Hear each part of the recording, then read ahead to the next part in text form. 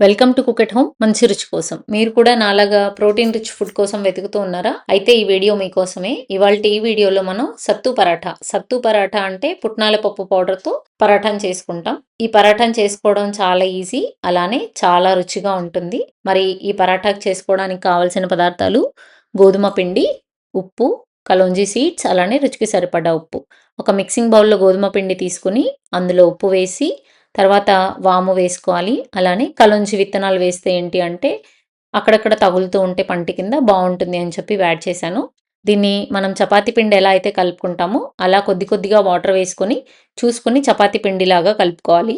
ఇలా కొంచెం కొంచెం వాటర్ వేసుకొని సాఫ్ట్‌గా అయ్యేంత వరకు కలుపుకోవాలండి. మరీ సాఫ్ట్‌గా అవ్వద్దు. దీన్ని మనం ఒక హాఫ్ అన్ అవర్ నానబెడతాం కాబట్టి సరిపోతుంది. చూసారా ఇలా ఒక బౌల్ మూసి పెట్టేసి ఒక హాఫ్ అన్ అవర్ పక్కన పెట్టేసేయండి. లోపల స్టఫింగ్ కోసం.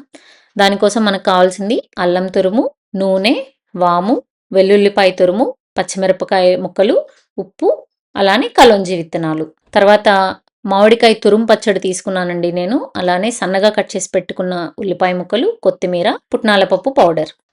దీనికోసం ముందుగా ఒక మిక్సింగ్ బౌల్ తీసుకొని అందులో ఉల్లిపాయలు, పచ్చిమిరపకాయలు, ఉప్పు, అల్లం తురుము, కలోంజీ విత్తనాలు, వెల్లుల్లిపాయ తురుము, వాము, తర్వాత కొత్తిమీర, సన్నగా కట్ చేసి పెట్టుకున్న కొత్తిమీర కొంచెం ఎక్కువనే వేసుకోండి.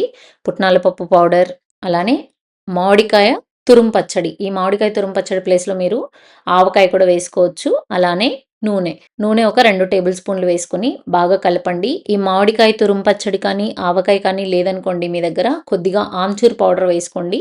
ఆ పుల్లగా తగులుతూ ఉంటది కదా! రుచికి చాలా బావుంటుంది నోటికి తినేటప్పుడు. చూసారా? ఇలా కలిపిన తర్వాత ఇలా ముద్దలాగా అవ్వాలండి. అప్పుడు మనకు స్టఫింగ్ చాలా ఈజీగా ఉంటుంది.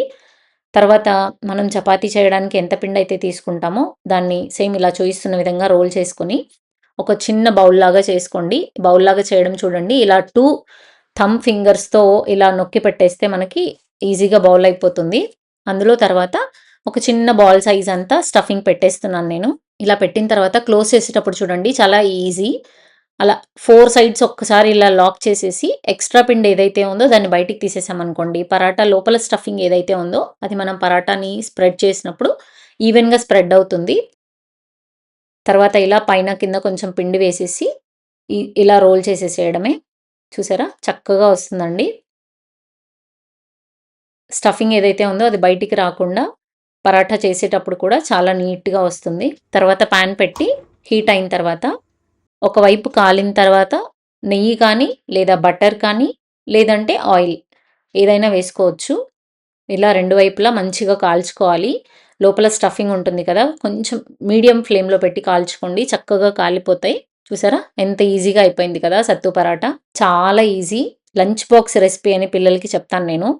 పిల్లలు చాలా ఇష్టంగా తింటారు. ఇది తిన్నారంటే ఖచ్చితంగా వావ్! అని అంటారు. అంత టేస్టీగా ఉంటుంది. దీన్ని మనం వంకాయ చట్నీతో నిన్న ఒక వీడియో పెట్టాం కదా! ఆ వంకాయ చట్నీతో కాంబినేషన్ ఇది. ఈ వీడియో మీకు నచ్చినట్టయితే లైక్ చేసి, సబ్స్క్రైబ్ చేసి, షేర్ చేయండి. Thank you.